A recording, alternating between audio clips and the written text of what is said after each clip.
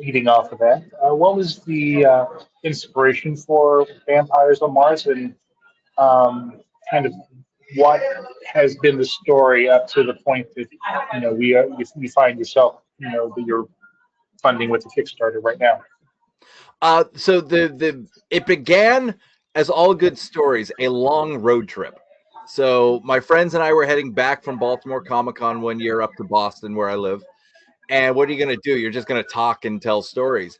And I said something along the lines of, I would consider becoming a vampire if that meant I was around when we land on Mars and make all of these great astronomy discoveries.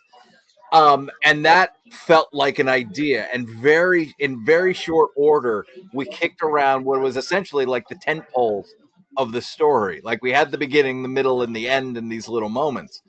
And it just seemed fun.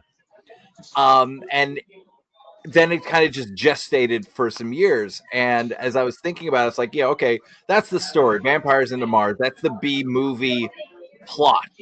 That makes somebody, that gets you in the door, that makes somebody go like, I'll flip through this. But what's the real story? And that's when I got even more excited about the idea. So, Vampires on Mars, on the surface, it's a 300-year-old vampire who's always dreamed of leaving Earth and going to Mars.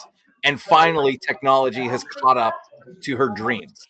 And so now she's hell bent to make her dreams come true. Uh, and so turning a group of astronauts into vampires, because that's the only way that you could actually survive the trip to Mars. The story behind it is, how much of your humanity do you have to sacrifice to succeed? And that universal story, I mean, hopefully on a smaller level, we all have to kind of make those decisions.